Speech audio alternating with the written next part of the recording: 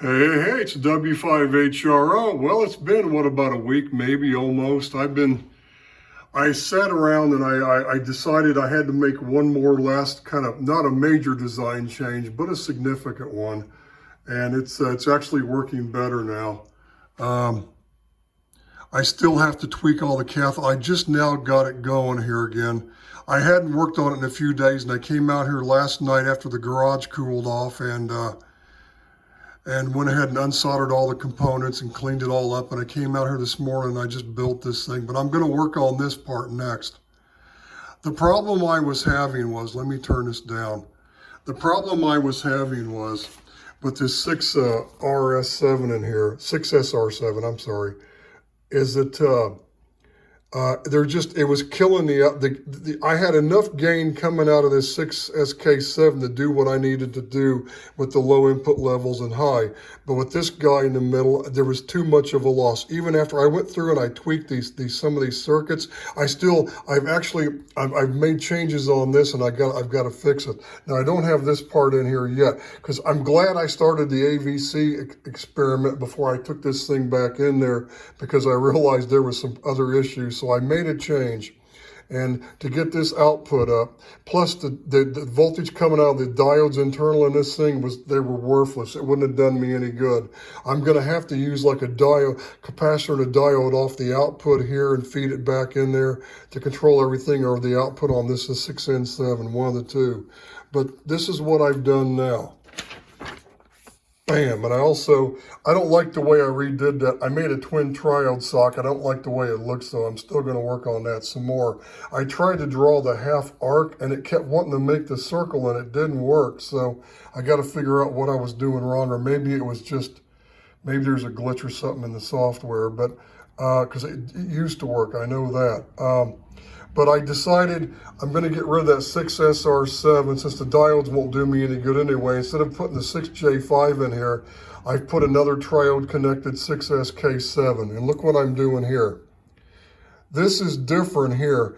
Now, I found the circuit online that says if you need a phase inverter, just add another one of the same tubes or one similar and just add one triode, and you can do it this way instead. And I thought, okay.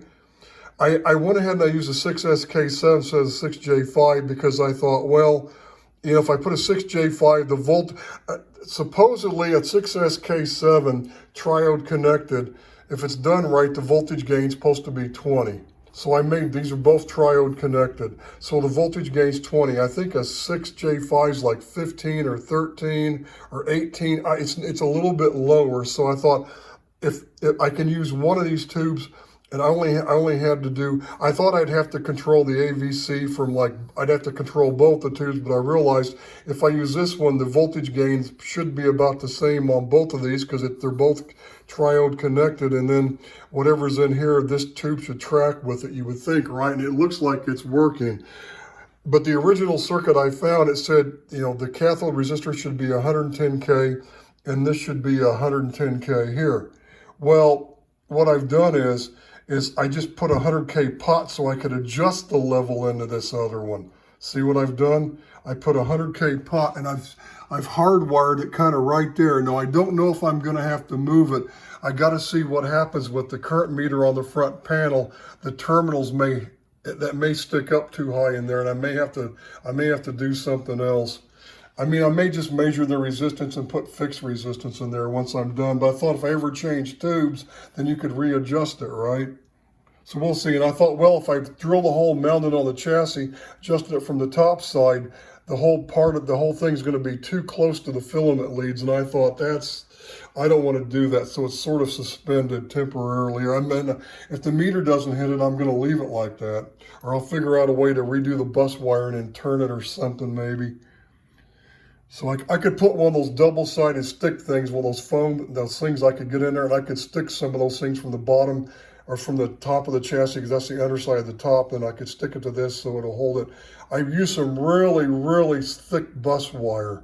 What I did was I found some old components and I cut the leads off and I used that instead. I don't have the heavy bus wire, which I need to get, but I was able to adjust this pot, and it looks like everything is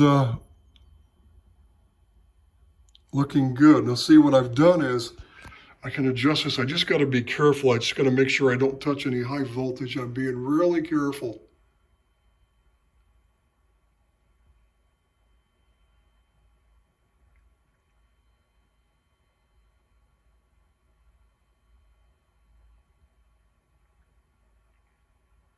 That looks identical, right? Now I got the other scope probe. I don't have it turned on right now. I'm looking at what it's doing right here on this side. So I'm going to put my scope on both of these things, and I'm going to make sure each side is the same level. But what I got to do first is I put a 1.5K here, and I still have the 400 end. This one over here, I still have the 4. I had to go, what happened was I wasn't getting enough drive into this thing with this tube in here because I was losing voltage gain, so I had to run it. I had to run the sensitivity down low and adjust this one, and the current's too high on this. It's a little over 3 amps. I'm going to make both of these probably 1.5 amps. I haven't even checked to see what my voltage is on this thing, my B+. It may be below 250 now with this other tube hooked up like this. That's why I'm going to adjust the current on the other tube, because I need to make, they're both going to have the same cathode biasing, so they both have the same currents. So what I need to do now is real quick is I need to see, I never did look at the voltage. What the heck is it? And I'm too close to this thing too. Oh, I got to turn it on. Oh, I see what happened. So let me hold the, sorry about the phone going all over the place here taking this video. Let me touch just the terminal on my meter. I just want to touch the, where is it here? I'm trying to get a B+ terminal. Oh, it's still there. Damn. It didn't hurt anything. And that 16SJ7 is drawing too much current because I've got a 470. I got to make it a 1.5. Well, what I'm going to do is I'm going to put the current meter here on this one, and I'm going to tailor this resistor, then I'll do this one. And then I'm going to go back, and I need to readjust this because when I turn the level up, I set it for max voltage. So I need to, I can get this to go back up with more signal level input. I just got to readjust. I've got the cathode, the 470 is too low and the 1K is too low. So I need to adjust both of those. Then I can get everything set. So I just wanted to go ahead and do another video now since it's been a while, let you see what I did. I finally, like I said, the last thing was going to work, but I had too much loss coming out of this, that 6SR7 like I had here. So now I've got this. So now what I'm going to do is I'm going to get all the currents set, get all the resistor components buttoned down, all soldered and all nice and cleaned up and everything. And then I'm going to come in here and I'm going to apply this negative voltage. Now right now, I don't have these two values. I just got the 470 here with the cap going to ground. So I've done something different. And what I've done here now is I've actually, when I added this block DC blocking cap because the AVC and add this other resistors here, or just the one to start with, right now I just got a 470 and there's just, you know what? I don't have anything and it's still working. I need to turn this off because you know what I forgot to do? That it's not hurting it. It's getting through. Doesn't look like it's an issue, but I don't have any, maybe it's because of the 0.1, but I don't have any DC path to ground on this, the input to this tube right now. On that first one, I just realized that. So I'm going to go ahead and unplug this and let this thing cool off. Then I'm going to button everything down like I said.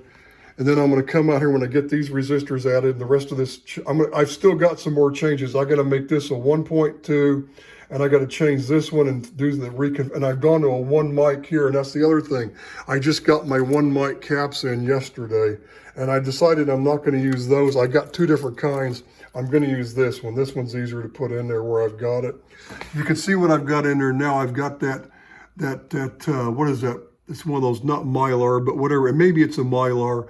I've got it right there. That's a 0.1. I'm going to put a 1 mic. The 0.1's too small because I'm actually getting lost. When I had to add this other circuitry, what's here is less over here. I mean, what's coming out of here. So I was able to adjust these to now. It's going to be at those audio frequencies with a 1 mic. It's pretty much going to be 1 meg in parallel with the 560 is what it's going to be because this 0.1's here. So it's going to bypass the audio frequencies anyway.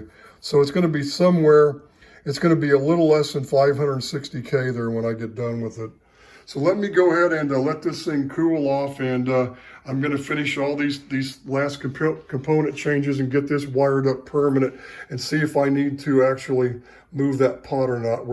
I've got the front panel sitting up there with the new meter on it. I'm just going to bring it over here when I get all the tubes unplugged, because I got to let it cool off to do this stuff, this rework anyway. So when I get that all done, I get it all tested and I get everything lined out, I'll do one more video before I take it in the shack on the transmitter.